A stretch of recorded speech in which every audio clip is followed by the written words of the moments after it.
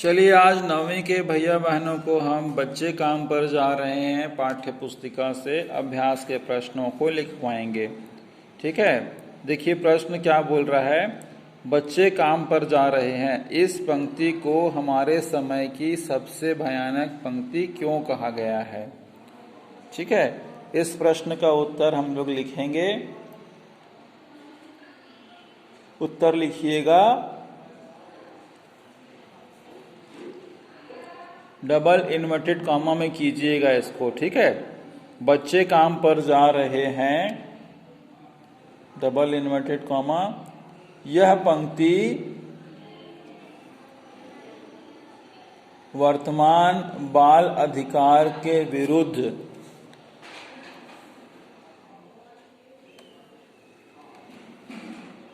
कसौटी पर खरा उतरती है, जिस पर कवि कहना चाहते हैं कि वर्तमान में हर बड़े शहर में बाल मजदूरों की भीड़ देखी जा सकती है। पूर्ण विराम।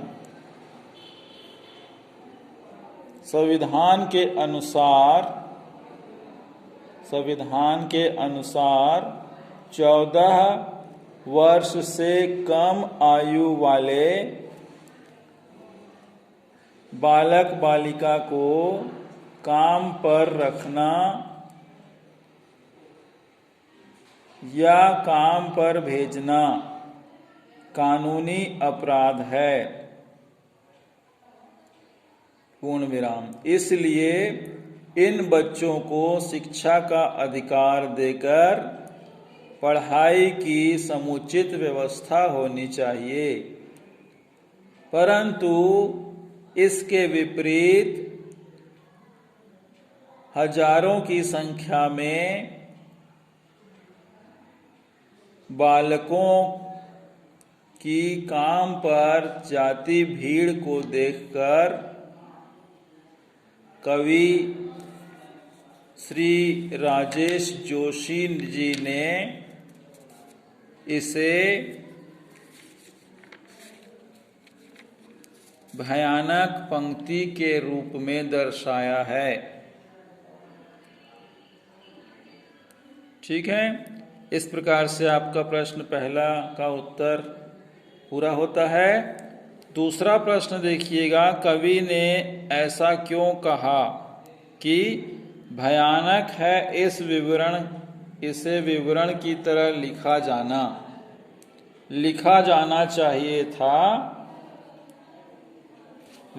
जाना चाहिए इसे सवाल की तरह। ठीक है, इसे विवरण की तरह भयानक न लिख के इसे सवाल की तरह लिखा जाना था। ऐसा क्यों कह रहा है कवि, है ना।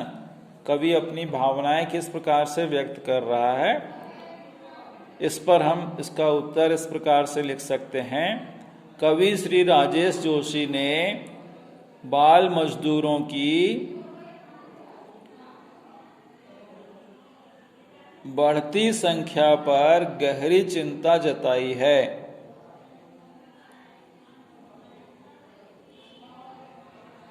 कॉमा करके, कवि का मानना है कि आज बच्चों को काम पर जाना इतनी भयावह समस्या बन गई है कि इसे रोक पाना या इस पर काबू पा लेना अत्यंत कठिन हो चला है। पूर्ण विराम। इतनी बड़ी संख्या का विवरण रखना भी कठिन जान पड़ता है।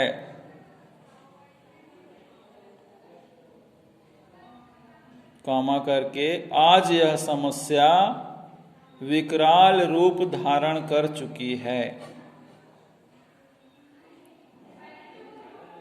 इसीलिए ऐसा उन्होंने कहा कि इसे सवाल की तरह लिखना चाहिए। ठीक है, ये आपका हो गया प्रश्न दूसरा का उत्तर। अब देखिएगा तीसरा प्रश्न क्या बोल रहा है। कविता में आई इन चीजों के साथ क्या हो जाने का अंदेशा व्यक्त किया जा रहा है। ठीक है, एक साइड दिया हुआ है चीजों के नाम और दूसरी तरफ इनके साथ क्या हो गया है। कवि कविता के माध्यम से क्या अंदेशा मतलब किस प्रकार का शक या संदेह जाहिर कर रहे हैं। ठीक है, जैसे एक पॉइंट दिया हुआ है गेंदें। ठीक है, तो गेंदें के आगे हम लिख सकते हैं अंतरिक्ष में गिर गई हैं, है ना। पीछे आप पंक्तियां देखेंगे तो उसमें इस प्रकार का वर्ड लिखा है, शब्द लिखा है। ठीक है, गेंदें अंतरिक्ष में गिर गई हैं, कवि ने ऐसा अंदेशा व्यक्त किया है। किताबों के बारे में क्या लिखा है। किताबें जिन्हें दीमकों ने खा लिया है। ठीक है, फिर खिलौनों के बारे में क्या लिखा है पंक्तियों में। काले पहाड़ के नीचे दब गए हैं, मानो सभी खिलौने काले पहाड़ के नीचे दब गए हैं। मदरसों की इमारतों के बारे में क्या लिखा है। जैसे कि यह भूकंप में ढह गई हों। ठीक है, मैदान के बारे में उन्होंने क्या लिखा है। मानो अचानक सारे मैदान खत्म हो गए हैं। फिर अगला लिखा है बगीचे। बगीचों के लिए भी ऐसी ही भावना या अंदेशा व्यक्त किया है कवि ने। अचानक जैसे बागीचे भी खत्म से हो गए हैं, इस प्रकार आपको लिखना है। घरों के आंगन, घरों के आंगन के इस तरफ क्या लिखना है आपको। मानो अचानक से सारे आंगन खत्म हो गए हैं। ठीक है, इस प्रकार से इसको कंप्लीट इस तरफ ऐसे बना के लिखना है आपको फेयर कॉपी में। ठीक है, आशा है आपने सभी शब्दार्थों को लिखा होगा। मैंने आप लोग को कल इस बारे में बताया था। जो शब्दार्थ दिए हुए हैं पुस्तक में उसके अलावा भी मैंने कुछ शब्दार्थ लिखवाए हैं, तो इसे आप फेयर कॉपी में लिख लेंगे तो कभी भी आप खोल के उसको देख सकते हैं, पढ़ सकते हैं। ठीक है,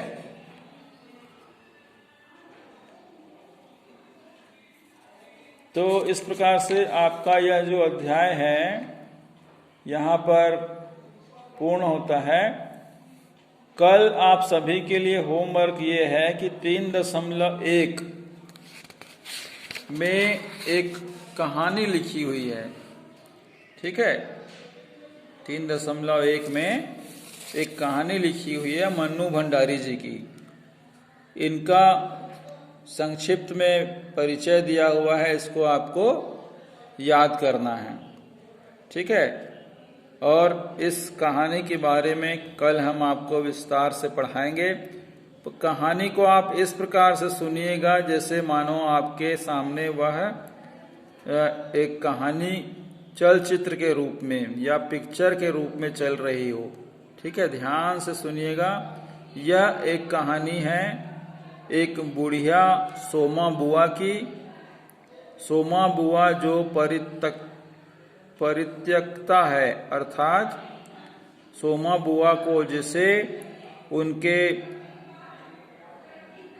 पति ने या स्वामी ने उसे छोड़ दिया है, और वह बुआ सोमा बुआ जो है वो अब अकेली जीवन यापन कर रही है।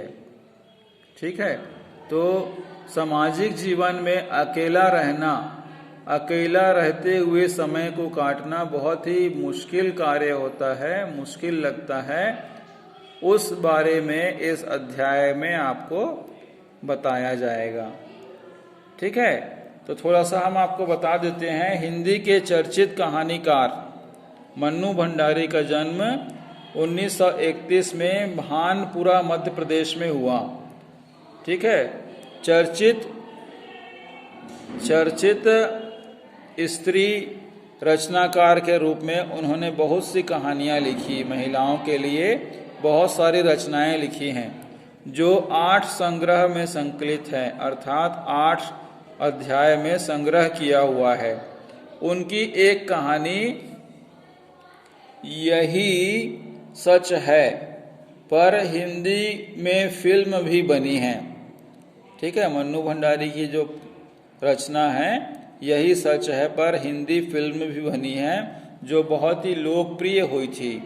उन्होंने कई उपन्यास भी लिखे हैं जिसमें महाभोज एवं आपका बंटी विशेष उल्लेखनीय है ना, विशेष रूप से उसे बताया गया है साहित्य के क्षेत्र में। एक तो है महाभोज और दूसरा आपका बंटी, मन्नू भंडारी की लिखी हुई विशेष उपन्यास है। ठीक है, तो आज के लिए इतना ही। कल हम फिर आपके साथ अध्यापन कार्य में उपस्थित रहेंगे। 3.2 अकेली की कहानी को लेकर। ठीक है, स्वस्थ रहिए, खुश रहिए, माता पिता का कहना मानिए। धन्यवाद।